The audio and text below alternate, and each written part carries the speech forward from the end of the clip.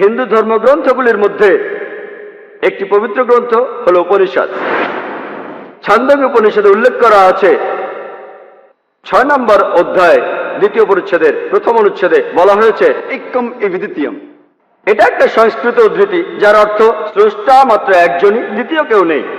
এটার উল্লেখ আছে শ্বেতাসূত্র উপনিষদে 6 নম্বর অধ্যায়ের 9 অনুচ্ছেদে। न चास्य कसिज जनिता न चदीपा। তার কোনো প্রভু নেই, তার কোনো মালিক নেই, সর্বশক্তিমান স্রষ্টার কোনো বাবা মা নেই, তার কোনো মা নেই, তার কোনো বাবা নেই, তার চেয়ে বড় কেউ নেই। এটার উল্লেখ আছে শ্বেতাসূত্র উপনিষদের 4 নম্বর অধ্যায়ের 19 অনুচ্ছেদে, न तस्य प्रतिमा अस्ति। যার অর্থ স্রষ্টার কোনো প্রতিকৃতি নেই, সর্বশক্তিমান স্রষ্টার কোনো প্রতিমূর্তি নেই। এছাড়া বলা হয়েছে শ্বেতাসূত্র উপনিষদে 4 নম্বর অধ্যায়ের 20 নম্বর অনুচ্ছেদে, স্রষ্টা হলেন নিরাকার, কেউ তাকে চোখ দিয়ে দেখতে পায় না, কেউ চোখ দিয়ে তার আকৃতি দেখতে পায় না। আর হিন্দু ধর্মগ্রন্থগুলির মধ্যে সবচেয়ে জনপ্রিয় হল ভগবদ গীতা। এটার উল্লেখ আছে ভগবদ গীতায় 7 নম্বর অধ্যায়ের 20 নম্বর অনুচ্ছেদে। সেই সব লোক যাদের বিচার বুদ্ধি কেড়ে নিয়েছে জাগতিক আকাঙ্ক্ষা, তারা অপদেবতার উপাসনা করে। ভগবদ গীতা 7 নম্বর অধ্যায়ের 20 অনুচ্ছেদে বলছে যে সব জড়বাদী লোকেরা তারা অপদেবতার উপাসনা করে আর মূর্তি পূজা করে। হিন্দু ধর্মগ্রন্থগুলির মধ্যে সবচেয়ে পবিত্র হল বেদ। যজুর্বেদে উল্লেখ আছে 32 নম্বর অধ্যায়ের 3 নম্বর অনুচ্ছেদে, न तस्य प्रतिमा अस्ति। স্রষ্টার কোনো প্রতিমূর্তি নেই, সর্বশক্তিমান ঈশ্বরের কোনো প্রতিমূর্তি নেই, তিনি কখনো জন্মাননি, তারই উপাসনা করা উচিত। যজুর্বেদে উল্লেখ করা আছে 40 নম্বর অধ্যায়ের 8 নম্বর অনুচ্ছেদে, সর্বশক্তিমান ঈশ্বর নিরাকার এবং পবিত্র। যজুর্বেদে আরো উল্লেখ আছে 40 নম্বর অধ্যায়ের 9 অনুচ্ছেদে, अंधात्म प्रविशन्ति या असंभूति उपास्ते।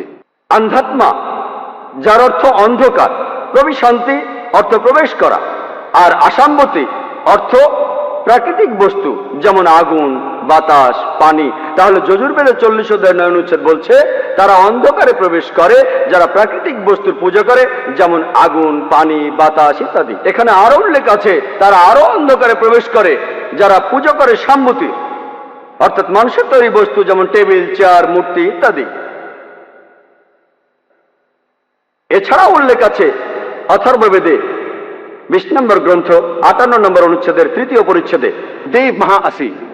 সৃষ্টিকর্তা হলেন সুমহান। আর বেদগুলির মধ্যে সবচেয়ে পবিত্র হল ঋগ্বেদ। ঋগ্বেদে উল্লেখ করা আছে 1 নম্বর গ্রন্থ 164 নম্বর অনুচ্ছেদের 46 নম্বর পরিচ্ছেদে, एकम सत विप्र बहुधा वेदांते। সত্য একটাই, স্রষ্টা একজনই। জ্ঞানীরা এক স্রষ্টাকে অনেক নামে ডেকে থাকেন। আর একই কথা যে স্রষ্টা একজনই, জ্ঞানীরা তাকে অনেক নামে ডেকে থাকেন। একই কথা আছে ঋগ্বেদের 10 নম্বর গ্রন্থে 114 অনুচ্ছেদের 5ম পরিচ্ছেদে। আর শুধুমাত্র ঋগ্বেদেই 2 নম্বর গ্রন্থের 1 অনুচ্ছেদে একে একে 33টি আলাদা নামে ডাকা হয়েছে সর্বশক্তিমান স্রষ্টাকে। এগুলোর মধ্যে একটি উল্লেখ আছে ঋগ্বেদের 2 নম্বর গ্রন্থ 1 অনুচ্ছেদের 2য় পরিচ্ছেদে, সেটা হলো ব্রহ্মা। ব্রহ্মা শব্দটার অর্থ সৃষ্টিকর্তা। শব্দটার যদি আরবি করেন অর্থ দাঁড়ায় খালিক। মুসলমানদের কোনো আপত্তি থাকবে না যদি কেউ বলে সর্বশক্তিমান ঈশ্বর হলেন খালিক বা সৃষ্টিকর্তা। কিন্তু যদি কেউ বলে সর্বশক্তিমান ঈশ্বর সৃষ্টিকর্তা, তার 4টি মাথা আছে, প্রত্যেক মাথায় একটি করে মুকুট, আমরা মুসলমানরা প্রবল আপত্তি জানাবো। এছাড়াও আপনি শ্বেতাসূত্র উপনিষদের বিরুদ্ধে যাচ্ছেন। 4 নম্বর অধ্যায়ের 19 অনুচ্ছেদে বলা হয়েছে न तस्य प्रतिमा अस्ति। স্রষ্টার কোনো প্রতিমূর্তি নেই।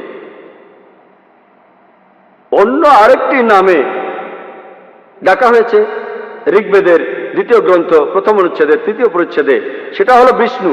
বিষ্ণু অর্থ রক্ষাকারী, অর্থাৎ পালনকর্তা। যদি এটার আরবি করেন তাহলে কাছাকাছি শব্দ রব।